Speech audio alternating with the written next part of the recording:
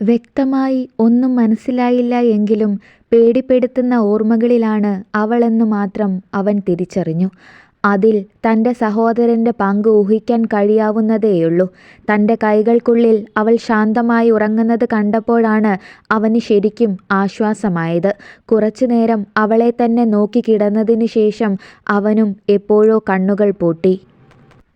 രാവിലെ ആദ്യം ഉണർന്ന ഗൗരി കാണുന്നത് വളരെ ശാന്തമായി ഉറങ്ങുന്ന ഗോകുലിൻ്റെ മുഖമാണ്. ഇന്നലെ കിടന്ന അതേ ഭാഗത്ത് തന്നെ അവൻ കിടക്കുകയാണ്. താനാകട്ടെ അവൻ്റെ നെഞ്ചിൽ വന്ന് ഒട്ടിക്കിടക്കുന്നു. തലേ ദിവസം കണ്ട സ്വപ്നം വീണ്ടും ഓർമ്മയിലേക്ക് വന്നത് ഒരു നടുക്കത്തോടെ അവളെല്ലാം ചിന്തിച്ചെടുത്തു. ഉറക്കത്തിൽ പോലും തനിക്ക് സ്വസ്ഥത തരാത്ത പ്രജിലിനെ പ്രാഗിക്കൊണ്ട് തന്നെയാണ് അവൾ എഴുന്നേറ്റ് ബാത്റൂമിൽ കയറിപ്പോയത്. അവൾ ഫ്രഷായി ഇറങ്ങുമ്പോഴേക്കും ഗോകുൽ ഉറക്കമുണർന്നിട്ടുണ്ട്. അവനെ നോക്കി ഒന്ന് പുഞ്ചിരിച്ചുകൊണ്ട് അവൾ പുറത്തേക്ക് പോയി. ആ നടപ്പ് അവസാനിച്ചത് അടുക്കളയിൽ നിൽക്കുന്ന ഉണ്ണിമായയുടെ അരികിലാണ്. കുടിക്കാനുള്ള ചായ കപ്പിലേക്ക് പകർത്തിയെടുത്തവൾ ഗൗരിയെ കണ്ടതും അവൾക്ക് കൂടി ഒഴിച്ച് കയ്യിലേക്ക് കൊടുത്തു. എന്നാൽ അവൾ അത് വേഗം കുടിച്ചതിന് ശേഷം വേറെ ഒരെണ്ണവുമായി മുറിയിലേക്ക് പോവുകയാണ് ചെയ്തത്. മുറിയിൽ നിന്ന് ഇറങ്ങാൻ നേരമാണ് ഗോകുൽ തനിക്ക് ചായയുമായി വരുന്നവളെ കണ്ടത്. പുഞ്ചിരിയോടെ അവൻ അത് കയ്യിലേക്ക് വാങ്ങി. പതിവില്ലാത്ത ഒരു ജാള്യത ഉണ്ടായിരുന്നു അവളുടെ മുഖത്ത്. അതിൻ്റെ കാരണം അറിയാവുന്നത് കൊണ്ട് തന്നെ അവൻ്റെ മുഖത്ത് ഒരു നേർത്ത പുഞ്ചിരി ഉണ്ടായിരുന്നു. രാവിലെ ഉറക്കമെഴുന്നേറ്റ് വന്ന ഹരി കാണുന്നത് ഹാളിലിരുന്ന് ചായ കുടിക്കുന്ന അപർണയെയാണ്. അവളെ കണ്ടതും കണ്ണുകൾ ഇറുക്കിപ്പൂട്ടി തുറന്നുകൊണ്ട് അവൻ മറുവശത്തേക്ക് തിരിഞ്ഞു നടന്നു. ഹരിയെ സോപ്പിട്ട് പിണക്കം മാറ്റണമെന്നുണ്ടായിരുന്നുവെങ്കിലും ദേവിക ഹരിയോട് പിണങ്ങി നിൽക്കുകയാണ് എന്ന കാര്യം ആലോചിച്ചപ്പോൾ അത് വേണ്ട എന്ന് വെച്ച് അപർണ അതേ ഇരിപ്പ് തുടർന്നു. അവൻ കൂടുതൽ സമയം വീട്ടിൽ നിൽക്കാതെ കുളി കഴിഞ്ഞ് വേഗം വണ്ടിയെടുത്തു പോയി. അവൻ പോയതിൻ്റെ പിന്നാലെ തന്നെ നന്ദുവും സമയമൊന്നും നോക്കാതെ ഇറങ്ങിയിരുന്നു. കല ചന്തയിലേക്ക് കൂടി പോയതോടെ കാർത്തികയും അപർണയും അവിടെ തനിച്ചായി. സ്വർഗം കിട്ടിയതുപോലെ അവൾ അപർണയുടെ അടുത്തേക്ക് ചെന്നു. ഏട്ടത്തി, ഞാൻ വിളിച്ചുവെങ്കിലും ഏട്ടത്തി വരുമെന്ന് ഞാൻ സ്വപ്നത്തിൽ പോലും കരുതിയില്ല. അവൾ നെഞ്ചിൽ കൈവച്ചുകൊണ്ട് പറഞ്ഞു. ആ വാക്കുകളിൽ നിറഞ്ഞു നിൽക്കുന്ന സ്നേഹം അപർണയ്ക്ക് മനസ്സിലാവുകയും ചെയ്തു. മനു വരുമ്പോൾ എന്തു പറയണമെന്നോർത്ത് എനിക്ക് ചെറിയ പേടിയുണ്ട്. അവൾ തൻ്റെ മനസ്സിലെ ആശങ്ക മറച്ചു വെച്ചില്ല. അവസാനം കണ്ടപ്പോൾ അവൻ തന്നെ കൊന്നുകളയാനുള്ള കലിയോടെയാണ് നോക്കിയത് എന്ന് അവൾ വേദനയോടെ ഓർത്തെടുത്തു. മാസങ്ങൾ കഴിഞ്ഞുവെങ്കിലും അതിൽ വ്യത്യാസമൊന്നും വരാൻ സാധ്യതയില്ല. അതൊക്കെ മാറും. ഏട്ടത്തിയെ എന്നും കണ്ടുകൊണ്ടിരിക്കുമ്പോൾ ഈ പിണക്കൊക്കെ മാറും. അപർണയുമായുള്ള പിണക്കം മാറ്റേണ്ടത് തൻ്റെ കൂടി ആവശ്യമാണ് എന്ന് കാർത്തിക ഓർത്തു. ആ സമയമാണ് കല തിരികെ വന്നത്. കയ്യിൽ ഒരു സഞ്ചിയുമായി കയറി വരുന്ന കലയെ കണ്ടപ്പോഴാണ് പോകാനുള്ള ബാഗും തൂക്കി കാർത്തിക ഇറങ്ങി നടന്നത്. ഇവിടെ വെറുതെ ഉണ്ട് ഉറങ്ങിക്കഴിയാമെന്ന് കരുതണ്ട. 4 നേരം കഴിക്കണമെങ്കിൽ എന്തെങ്കിലുമൊക്കെ ഉണ്ടാക്ക്. അടുക്കളയിൽ നിന്നുകൊണ്ട് കല വിളിച്ചു പറഞ്ഞതും അനിഷ്ടത്തോടെ അവൾ എഴുന്നേറ്റ് ചെന്നു. അവരെ സോപ്പിടാനായി പണ്ട് പല ജോലികളും ചെയ്തിട്ടുണ്ട്. എന്നാൽ ഇപ്പോൾ അവരുടെ സംസാരം ഇങ്ങനെ ആയതുകൊണ്ടാണോ എന്നറിയില്ല, അവൾക്ക് വല്ലാതെ ദേഷ്യം വരുന്നുണ്ടായിരുന്നു. ഒരാഴ്ച ഇതുപോലെ കടന്നുപോയി. കല പതിവ് പോലെ രാവിലെ എഴുന്നേറ്റ് അടുക്കളയിൽ ജോലി ചെയ്തുകൊണ്ടിരിക്കുമ്പോഴാണ് നന്ദു ഓടിക്കിതച്ചുകൊണ്ട് വന്നത്. എന്താടാ? അവൻ്റെ പരവേശം കണ്ടതും അവർ വെപ്രാളത്തോടെ ചോദിച്ചു. അപ്രതീക്ഷിതമായ പല സംഭവങ്ങളും നടക്കുന്നത് കൊണ്ട് തന്നെ അവർക്കിപ്പോൾ പഴയ ധൈര്യമൊന്നുമില്ല. അല്ലെങ്കിൽ തന്നെ മക്കളുടെ കാര്യം വരുമ്പോൾ അമ്മമാർ ഭീരുക്കളാകുമല്ലോ. മനുവേട്ടൻ വന്നിട്ടുണ്ട്. അവൻ പറഞ്ഞതും അവരുടെ കാലുകൾ വേഗത്തിൽ മുൻവശത്തേക്ക് ചലിച്ചു. അന്ന് വിളിച്ചതിൽ പിന്നെ മനു ഇങ്ങോട്ട് വിളിക്കാതിരുന്നതിൽ നേരിയ ആശങ്കയില്ലാതിരുന്നില്ല. അവൻ ഇങ്ങോട്ട് വരികയാണ് എങ്കിൽ എന്തായിരിക്കും സംഭവിക്കുക എന്ന ചിന്ത ഓരോ ദിവസവും മനസ്സിനെ അലട്ടിക്കൊണ്ടിരിക്കുകയാണ്. പഴയതെല്ലാം മറന്ന് അവൻ അപർണയെ വീണ്ടും സ്വീകരിക്കുമോ? ആ ചിന്ത തന്നെ അവരെ വിറപ്പിച്ചു. എന്നാൽ മുൻവശത്തെത്തിയ അവർ കാണുന്നത് ഒരു ബാഗും തൂക്കി നിൽക്കുന്നവനെയും അവൻ്റെ തൊട്ടുപിറകിൽ ഒരു പെൺകുട്ടിയെയുമാണ്. പേടികൊണ്ടാണ് എന്ന് തോന്നുന്നു അവൾ അവൻ്റെ പിന്നിൽ തന്നെ മറഞ്ഞു നിൽക്കുകയാണ്. മനു? കാര്യങ്ങളെല്ലാം പിന്നീട് ചോദിച്ചു മനസ്സിലാക്കാമെന്നായിരുന്നു അവരുടെ മനസ്സിൽ. മാസങ്ങൾക്ക് ശേഷം വീട്ടിലേക്ക് കയറി വന്ന മകനെ മുറ്റത്ത് നിർത്തി വിചാരണ ചെയ്യാൻ അവർക്ക് തോന്നിയില്ല. ഓടിയിറങ്ങിച്ചെന്ന് അവനെ ഒന്ന് പുണർന്നതിന് ശേഷം ക്ഷീണിച്ചുപോയ അവൻ്റെ മുഖത്തേക്ക് അവർ ആർദ്രമായി നോക്കി. "കയറി വാ മോനെ." രണ്ടാളെയും നോക്കിയാണ് അത് പറഞ്ഞത്. എന്നാൽ അവനൊരു നിമിഷം സംശയത്തോടെ തൻ്റെ അമ്മയുടെ മുഖത്തേക്ക് നോക്കി. പിന്നെ പിറകിൽ നിൽക്കുന്ന പെൺകുട്ടിയെയും.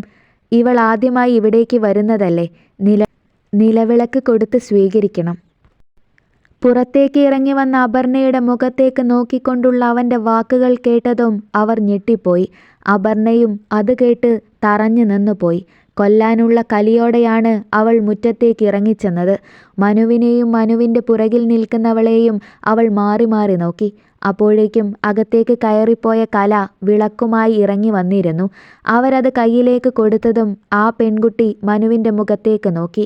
അവനൊന്ന് കണ്ണ് ചിമ്പി സമ്മതിച്ചതിന് ശേഷം അവൾ അകത്തേക്ക് കയറുകയും ചെയ്തു. നിയമപരമായി ഒരു ഭാര്യയിരിക്കെ രണ്ടാമത് വിവാഹം കഴിച്ചാലുള്ള ശിക്ഷ എന്താണെന്നറിയാമോ? അപർണ ദേഷ്യത്തോടെ ചോദിച്ചു. "എന്നെ തൂക്കിക്കൊല്ലുമായിരിക്കും."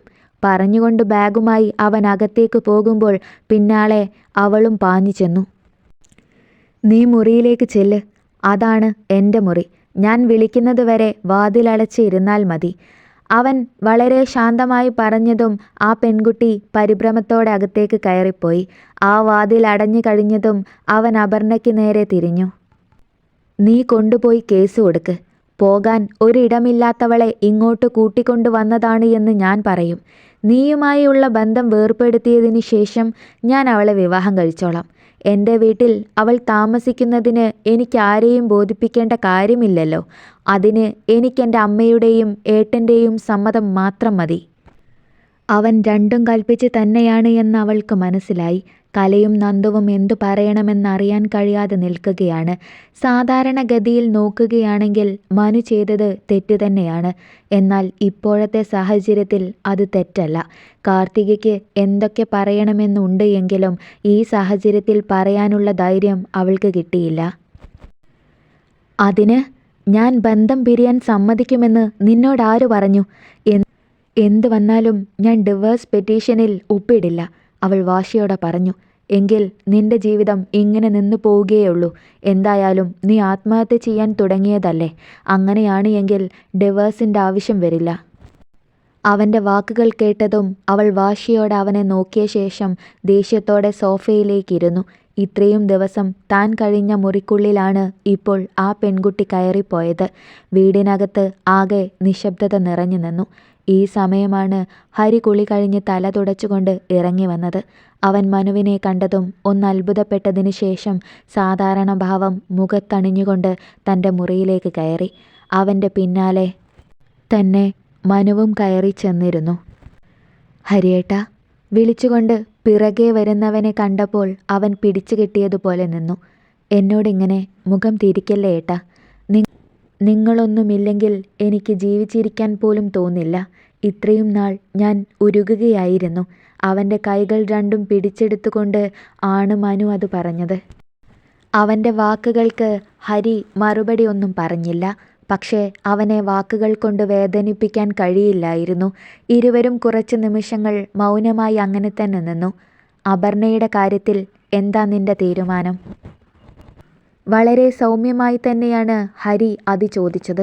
അപർണയെ മനു സ്വീകരിക്കുകയാണ് എങ്കിൽ ഈ വീട്ടിൽ നിന്നും താമസം മാറണമെന്ന് കരുതിയിരുന്നു. അല്ലാതെ തനിക്ക് വേണ്ടി അവനോട് അവൻ്റെ ഭാര്യയെ ഉപേക്ഷിക്കാൻ പറയാൻ ഹരി ഒരുക്കമായിരുന്നില്ല. "എന്തിൻ്റെ പേരിലാണെങ്കിലും അപർണയെ ഇനി സ്വീകരിക്കാൻ ഞാൻ ഒരുക്കമല്ല ഏട്ടാ.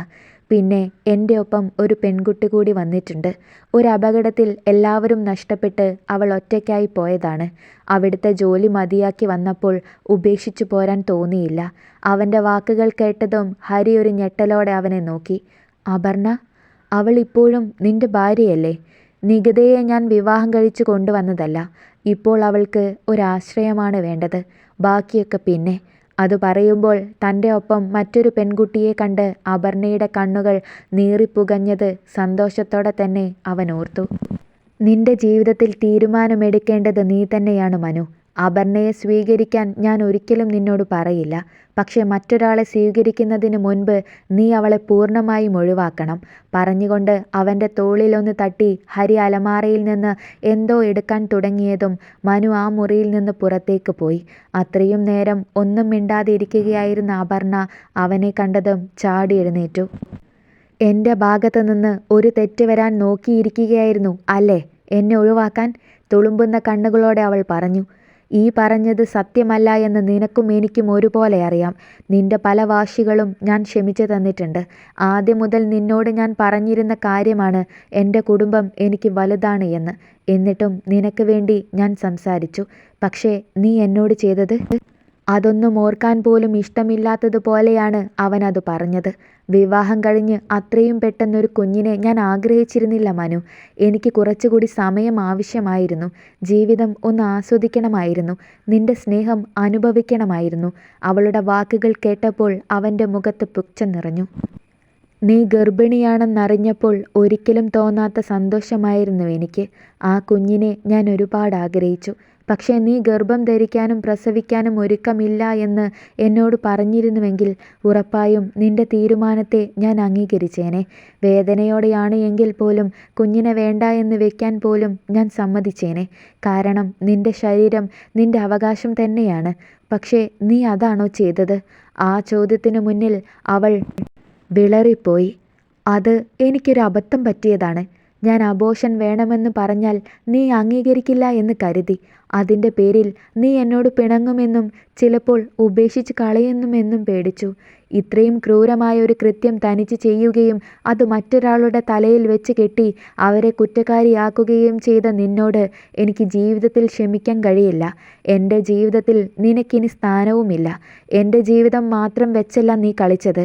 ഞങ്ങൾക്ക് വേണ്ടി പലപ്പോഴും പലതും ഉപേക്ഷിച്ച എൻ്റെ ഏട്ടൻ്റെ ജീവിതമാണ് നീ ഇല്ലാതെയാക്കിയത്. അതിന് നിനക്ക് മാപ്പില്ല. പറഞ്ഞുകൊണ്ട് അവൻ വാതിൽ മുട്ടുന്നതും ആ പെൺകുട്ടി വാതിൽ തുറന്നു കൊടുക്കുന്നതും പിന്നാലെ തന്നെ അവൻ അകത്തേക്ക് കയറുന്നതുമെല്ലാം അവൾ കത്തുന്ന കണ്ണുകളോടെ കണ്ടുകൊണ്ടിരുന്നു. ഈ കാര്യത്തിൽ എന്താണ് പരിഹാരമെന്ന് അവൾക്ക് മനസ്സിലായില്ല. ഇത് നിങ്ങളുടെ ബെഡ്റൂം ആയിരുന്നില്ലേ? ഇനിയിപ്പോൾ ആ പെൺകുട്ടി എവിടെ കിടക്കും? കയറി വന്ന മനുവിനോട് നികിത സംശയത്തോടെ ചോദിച്ചു. അപ്പുറത്ത് ചെറിയൊരു മുറിയുണ്ട്, അവൾ അവിടെ കിടന്നോളും. ശാന്തമായി തന്നെ അവൻ മറുപടി പറഞ്ഞു. അപ്പോൾ ഞാനോ? പരിഭ്രമത്തോടെയുള്ള അവളുടെ ചോദ്യം കേട്ടപ്പോൾ അവന് ചിരി വന്നു.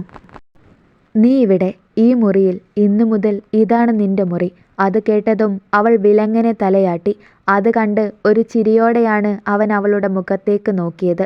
അപർണയെ കാണിക്കാൻ വേണ്ടി കാമുകന്മാരെ പോലെ ഇടപെടേണ്ടി വരുമെന്ന് പറഞ്ഞിരുന്നു. എന്നാൽ ഒരു മുറിയിൽ കഴിയുക എന്നത് അവൾക്ക് ആലോചിക്കാൻ പോലും പറ്റിയിരുന്നില്ല. ഞാൻ കാര്യമായി തന്നെ പറഞ്ഞതാണ്.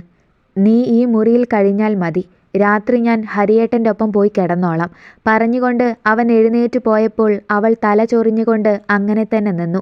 ഒരു നിമിഷം മനുവിനെ തെറ്റിദ്ധരിച്ചു പോയിരുന്നു. അതോർത്തപ്പോൾ അവൾക്ക് ജാള്യത തോന്നി. അപ്പോൾ തന്നെയാണ് പുറത്തേക്ക് പോയ മനു വീണ്ടും തിരികെ വന്നത്. നികിതേ, ഇനി വേഷം മാറി നീ പുറത്തേക്ക് വാ. കുറച്ച് സമയമായില്ലേ ചായ കുടിച്ചിട്ട്? ആഹാരം കഴിക്കാം. അപർണയെ ഒഴികെ വേറെ ആരും നിന്നെ ഒന്നും പറയില്ല. അവൾ വല്ലതും പറയുകയാണ് എങ്കിൽ നിന്നെ പറയാനുള്ള യോഗ്യതയും അവകാശവും അവൾക്കില്ല എന്ന് കരുതിയാൽ മതി.